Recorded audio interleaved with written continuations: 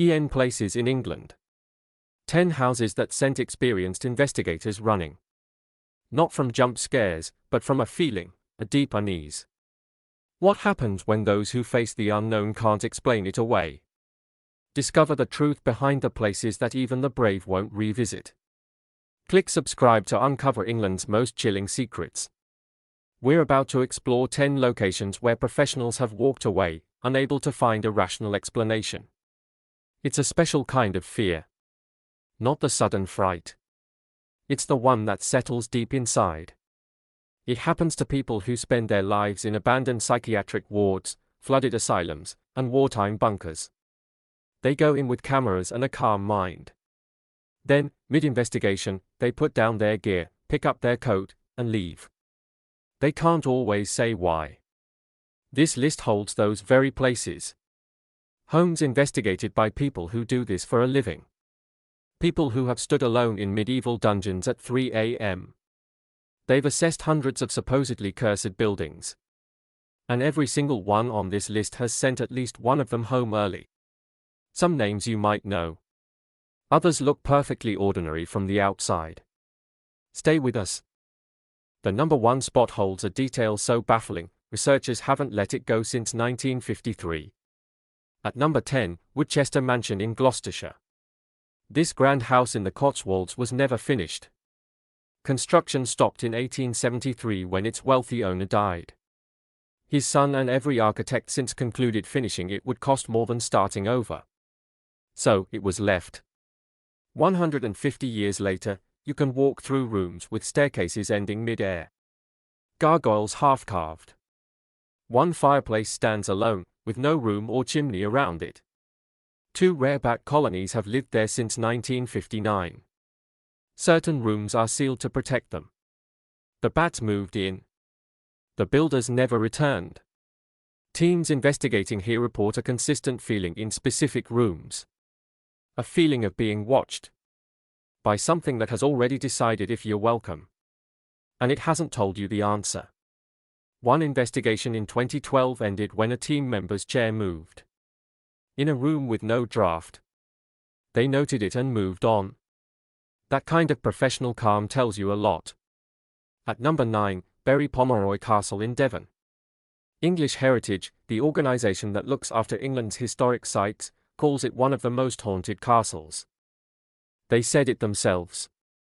The Pomeroy family owned this land for over 400 years. A duke bought the estate in 1547, but was later executed. His descendants tried to renovate, but it bankrupted them. By 1697, the next owner demolished it. Timber stripped, lead melted, stone carted away. A beautiful ruin remained. 2 legends predate the demolition. The White Lady, Margaret Pomeroy, imprisoned by her sister. And the Blue Lady, older and stranger. A physician in the late 1700s encountered a woman in blue. She drew him toward a dangerous area before vanishing. Investigators here after dark describe the same pull, in the same areas, without knowing the old stories. An unusual note, about 80% of sightings happen during daylight hours. Not at midnight. In clear weather. To people just admiring the architecture. Number 8, Blickling Hall in Norfolk. Every year, on May 19th, something is said to arrive. A carriage for headless horses. And in the carriage, a woman holding her own severed head. Anne Boleyn was executed on May 19, 1536. The charges against her were likely made up. Blickling Hall is believed to be her birthplace. Every year, on the anniversary of her execution, sightings are reported on the approach road. A tradition said to go back to 1536 itself. When locals described headless horses as news of her death reached the estate. Whether that first account is fact or folklore is impossible to know. But the anniversary sightings continue today. A queen died 500 years ago, unjustly. She allegedly returns to the same place, on the same date, ever since. The repetition itself becomes the thing worth noticing. At number 7, Ham House in Richmond. Built in 1610, it's one of the best preserved 17th century interiors in the world. Every room feels as though the owners just stepped out. According to investigators, that impression is more accurate than it sounds. Elizabeth Maitland, Duchess of Lauderdale, effectively co-ruled Scotland. She was described as relentless, entirely unwilling to let go of what she considered hers. She died at Ham House in 1698. She had spent decades making the house her own. She hasn't, by most accounts, left. Ham House officially reports about 16 hauntings. The Duchess is described as present in specific rooms. A coldness near her former bedroom. Her dog, a small spaniel, has been heard and felt in the long gallery, where no dogs are permitted. One guide mentioned a visitor asking whose dog was in the gallery. There was no dog. Teams investigating here feel the house doesn't need them. Not disturbed, but occupied. It felt like arriving somewhere uninvited, and finding everyone already looking at the door. Number 6, Rainham Hall in Norfolk. In September 1936, 2 photographers were working here. One grabbed the other's arm. Something was on the staircase. The flash fired. When the photo developed, a translucent, veiled figure was on the stairs. Country Life published it. Kodak examined the negative and confirmed it wasn't a double exposure. No explanation was ever found. It remains the most examined ghost photograph in British history. The figure is believed to be Lady Dorothy Walpole. Her husband, a man with a well-documented temper, reportedly confined her to rooms here after discovering a past relationship. Official records say she died of smallpox in 1726. The Whispers told a different story. The first recorded sighting was at a Christmas party in 1835. A woman in an old-fashioned brown dress, with hollow sockets for eyes. The Brown Lady of Rainham Hall. The hall is still a private family home. The family has never publicly endorsed the ghost story. They haven't denied it either.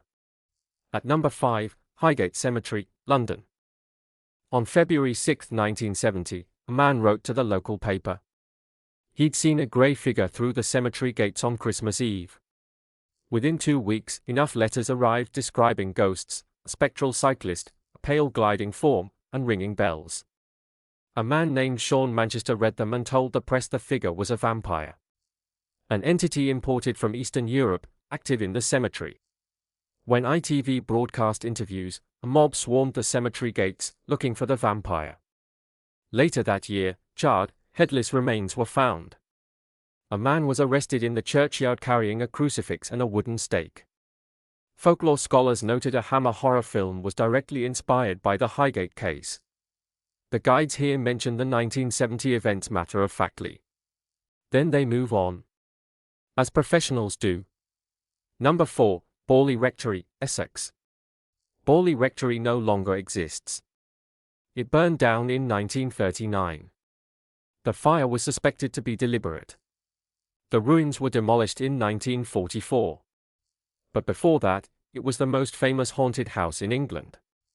Reports of footsteps and bells began almost immediately. In 1900, 4 daughters of the rector saw a nun-like figure. The background legend, a medieval nun bricked alive. Researchers found no historical basis for it. Psychical researcher Harry Price arrived in 1929. He published 2 books, turning Borley into a sensation. After his death, accusations arose of him staging phenomena.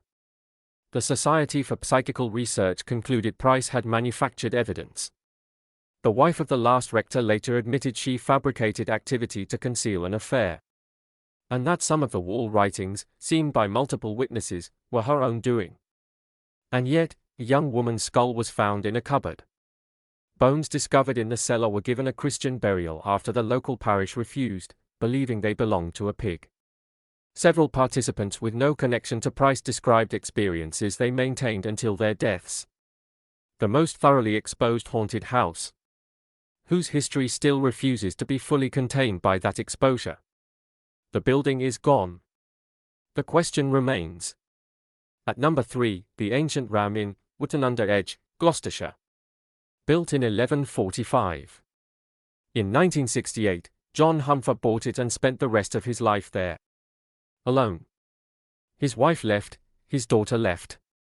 He stayed until he died in 2017 at 89. The building sits on the crossroads of two ley lines. It also sits on a 5,000-year-old pagan burial ground. Confirmed when Humphrey found the skeletons of children in the basement, with broken knives still inside the remains. Experts described the evidence as consistent with ritual sacrifice. Stuffed animals were placed around the basement in response to crying. The crying became less frequent. It did not stop.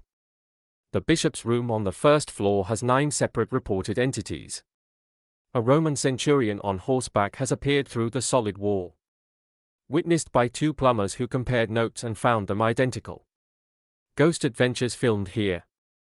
Zach Bagans, who had investigated hundreds of locations, called the bishop's room among the most genuinely disturbing environments he'd encountered professionally.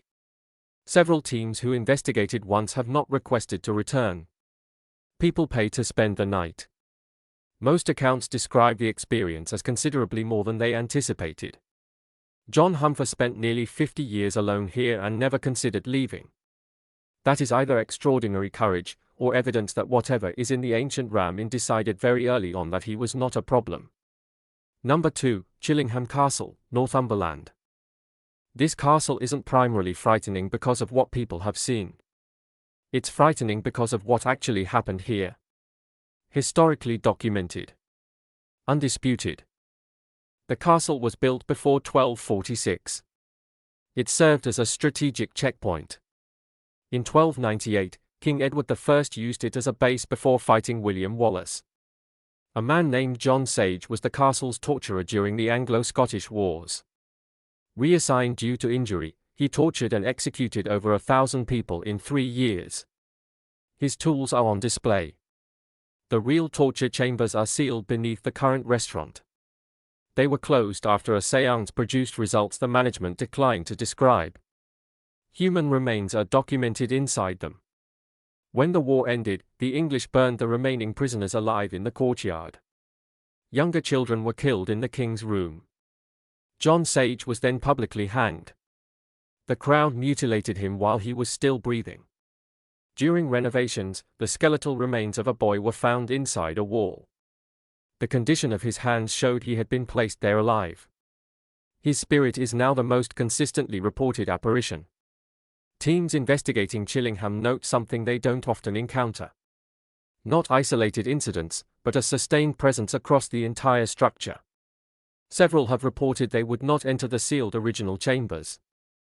A few have not returned to the castle at all. The history is real. The deaths are documented. Chillingham keeps asking what they leave behind. And now, number 1.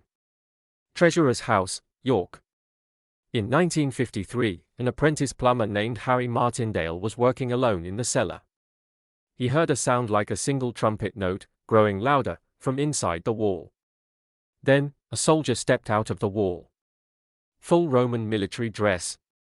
He was followed by a cart horse and about 18 to 20 more soldiers. They crossed the cellar and vanished into the opposite wall. Harry Martindale fell from his ladder. He hid in a corner until they passed. When he ran upstairs, shaking, the curator looked at him and said, "By the look of you, you've seen the Romans." He wasn't the first. Here is the detail that researchers have never been able to leave alone. Roman legionaries traditionally carried rectangular shields. But Martindale described round shields. He described green tunics. He described a specific sandal design.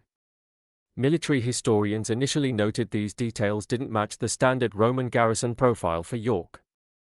Later excavations confirmed that soldiers stationed in York during the 4th century, an auxiliary unit, used round shields, wore green tunics, and were equipped exactly as Martindale described. He had accurately depicted a specific historical military cohort that an 18-year-old plumber in 1953 had no academic reason to know about. The treasurer's house was built directly over a confirmed Roman road. During restoration work, 4 Roman column bases were found in the cellar. Harry Martindale told his story consistently for the rest of his life. He never changed a single detail across 60 years. He died in 2014. The National Trust acknowledges the sighting. Several paranormal investigators have reported hearing the same sound Martindale described. A single, repeated trumpet note from inside the wall. A few submitted reports noting they did not investigate further after hearing it. Not from fear, exactly, but because whatever was moving through that cellar was not something that required their documentation. It was simply doing what it had always done, in the place where it had always done it. 14 centuries before anyone living thought to call it a haunting. 10 houses. 10 different ways England holds on to what happened inside its walls. None of these stories are really about ghosts. They are about places where something so heavy occurred. A torture, a betrayal, a life walled in. The weight of it did not lift when the people did. The grief stayed. The violence stayed. These buildings were not designed to be haunted. They were built to be homes, barracks, inns. Somewhere in the distance between what they were built for and what they became, something settled in that has not been persuaded to leave since. If you know a location in England with a story that belongs on this list, somewhere investigators have walked into and quietly walked back out of, drop it in the comments. If enough people name the same place, that becomes the next video. Subscribe so you don't miss it. And if you happen to visit any of these locations, do one thing. Pay attention to how the building feels when you first walk in. Before you read anything, before you look at anything, just notice whether it feels like somewhere that was expecting you. Some of them will make you wish it did,